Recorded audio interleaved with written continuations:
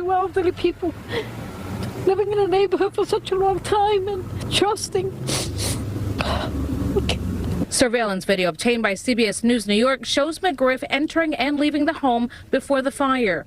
Law enforcement sources say they were tortured and left for dead. So first of all, I want to start off by thanking the person that actually sent me this story. However, I do want to point out that after I watched these local news segments associated with this, after I read up on the alleged killer's actual previous criminal history that he was convicted of, I realized that maybe I'm just cursed to have to react to the stupid New York State policies like bail reform and less is more until the end of time, because no matter how many cases like this that we seem to get, Governor Kathy Hochul and the Democrats in the State House never want to do anything about it, because make no mistake about it, we're talking about a serious repeat offender, somebody who was actually sent to prison, but of course he was released early, supposedly on supervised release, but he violated that supervised release multiple times, was not punished for it, had active bench warrants against him, but due to a combination of bail reform and less is more, he was able to be out on the streets and commit crime after crime after crime,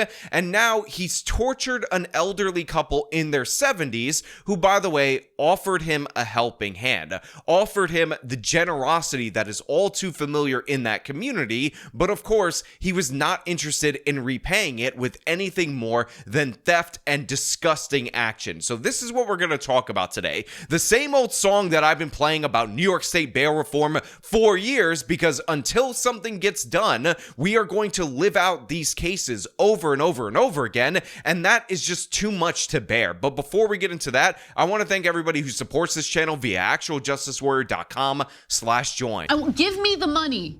Give me the money, okay? Jamel McGriff's movements have been logged by technology at every turn since he allegedly showed up in Belrose, going door to door asking for help charging his phone Monday. And at least one person said no. Video from a nearby Ring camera shows victim Frank Olton letting him into his home, with the home on fire just a few hours later.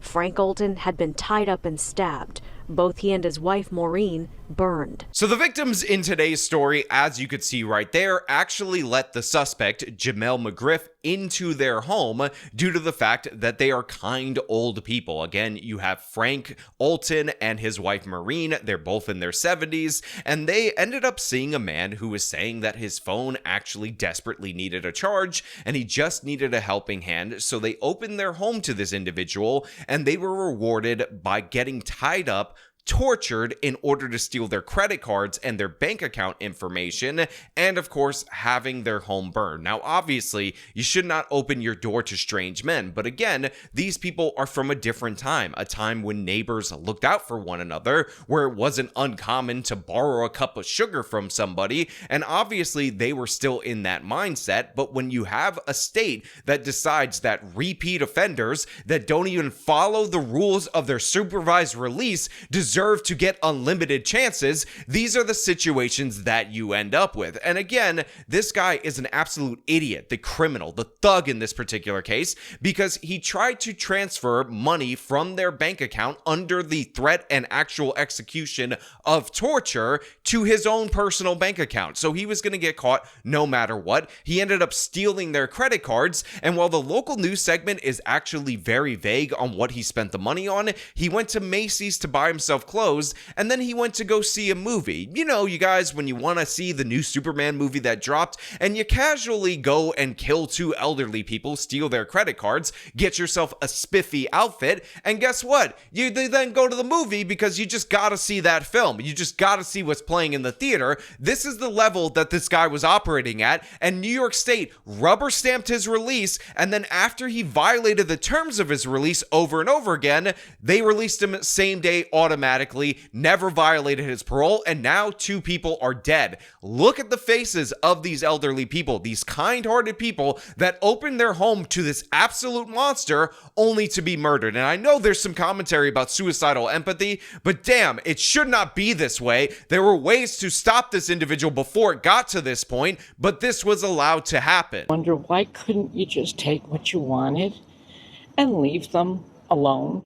Neighbors who've been asking that question can rest easier tonight in Belrose, knowing that the man suspected in the depraved murder of the elderly couple is in the custody of the NYPD. So look, you have another old woman in and around this area. Obviously, I opened with the woman that was breaking down due to the fact that it was like the kindest old couple in this area that was brutally murdered in this way. But the thing is, there's a reason why criminals don't act logically, why they express themselves in crazy, violent ways. And it's not because of poverty. It's not because they're disadvantaged. This son of a bitch was given housing on the outside after he was released from prison. And even though he violated the terms of his release repeatedly, he was given free pass after free pass after free pass. The issue here is with him. He's an absolute monster. He needs to be removed from society. And the fact that we went soft on him, the fact that as a society we were like, well, maybe he's the victim here. Maybe it's not his actual victims that he hurt in violent ways in the past. Maybe we're the problem. So we gave him a break, and this is how he rewarded the community. An elderly couple, again,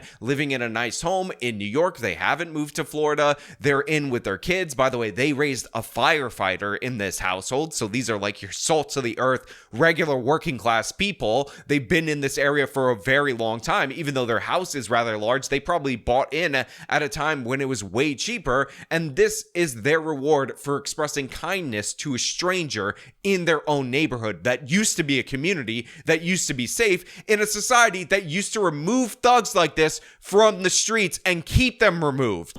But that's so coward, man. You know, an elderly couple, man, that's like the most coward thing that you can do, man. You know, and the guy walked around here like he was some tough guy. And then you go and murder an elderly man. Victor lives at the Bronx men's shelter where McGriff had been staying, which has been getting visits from detectives and the Department of Homeless Services. On Tuesday, the morning after the murders, police say video shows McGriff at this check cashing business on Fordham Road, pawning 2 cell phones from a machine that lets you trade phones for cash.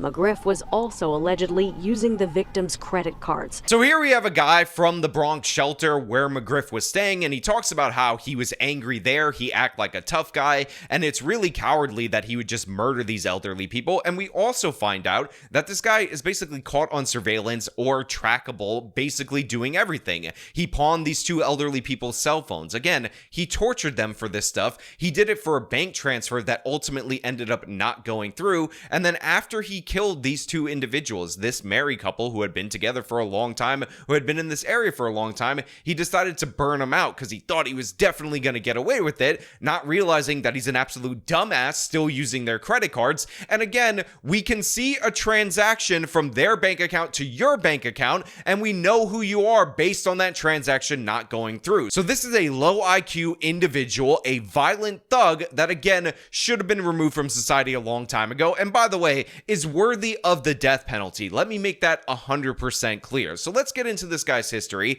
just so you can see how egregious and horrible New York State performed in this particular case. And by the way, credit to the NYPD for tracking this guy down in a couple of days. He made it easy, so I give you credit on that end. But every other aspect of the criminal justice system absolutely bungled this case, and it's only going to get worse as we elect a mayor like Mamdani, who is sympathetic to these types of criminals. So we go to this local ABC article, which by the way wrote his name as James McGriff instead of Jamel McGriff, and we discover that he is charged with 50 counts in his indictment, including first-degree murder, second-degree murder, kidnapping, arson, burglary, and other offenses in connection with the home invasion in Belrose, Queens. Now, according to the Queens prosecutor, it is believed that he tied up Mr. Olton in the basement, stabbed him, tried to get money transferred into his own account that was denied by the bank, and then he took the credit cards of this individual to Macy's and used Olton's credit card not only for clothing but also went to the movies the next day. So obviously they have evidence of him entering via video and evidence of him in all these other different locations. Now, of course, McGriff tried to set Frank Olton on fire in order to conceal evidence,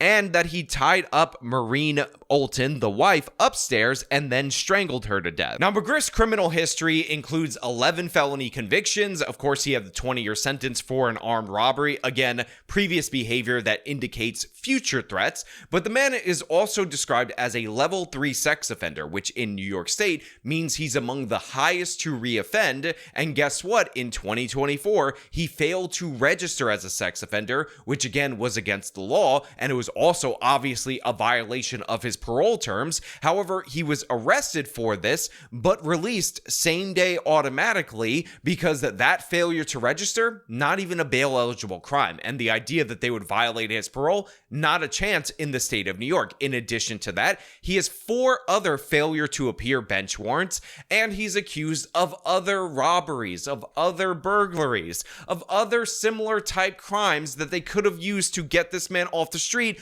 who again is on parole primarily for his role in a violent armed robbery that he committed 16 years prior to his release. Now look, I joked about him seeing the Superman movie because I'm wearing the shirt right here, but it's actually significantly worse, especially when you understand that he is a level 3 sex offender. The movie that he actually went to see is entitled Light of the World. It's a kid's movie. So a level 3 sex offender with a history of violence, a history of armed robbery, a history of not registering as a sex offender after committing a double murder, decided to take a trip to a kids movie. Guys, do you understand what's happening? Do you understand all of these red flags and how they could have been used to prevent this? We may be dealing with a completely separate crime, another last hurrah from this individual, but guess what? Because New York State decided that he was the victim of society, that he was an innocent Baba Angel Aladdin, 2 people are dead, and God knows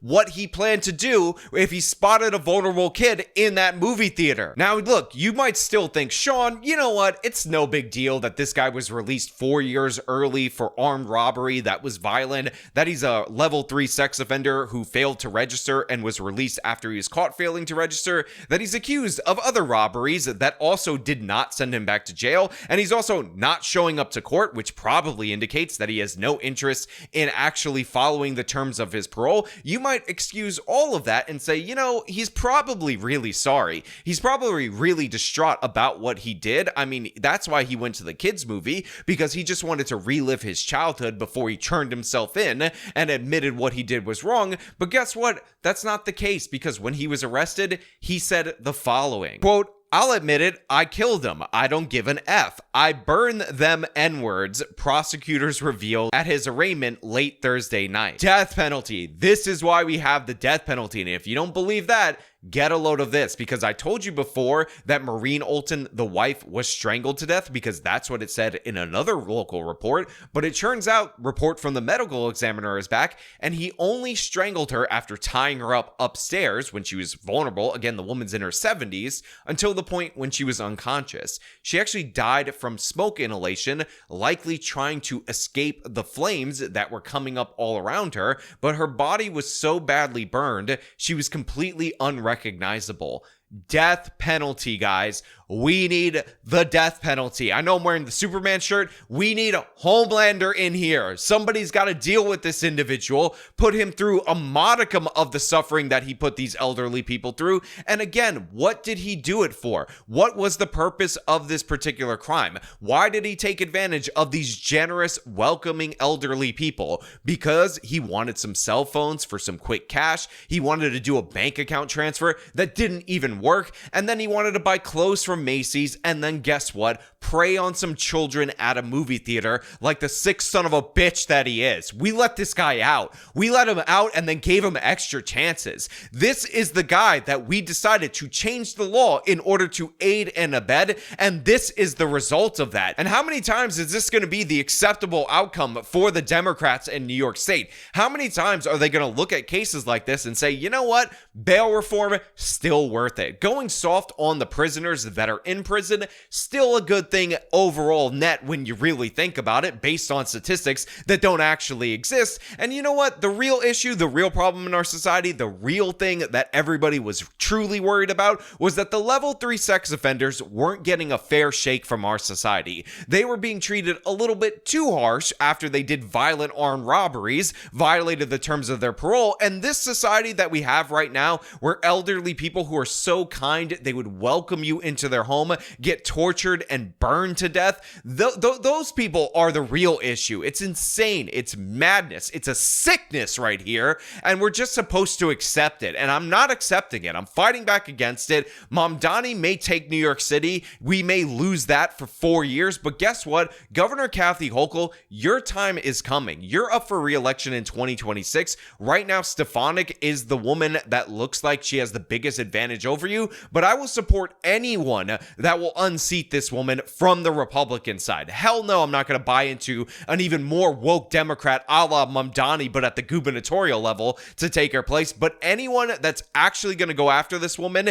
and tear this bail reform infrastructure down, I am game. I support it. I'm on board, and you need to get on board too. But you know what? Those are just my thoughts. I want to know what you guys think down in the comments below. As per usual, if you like this video, show them by leaving a like, subscribe for more content, follow me on my social medias, support me via the support links in the description of this video. This has been me talking about a disgusting criminal aided and abetted by bail reform. Less is more. The same old nonsense. Till next time.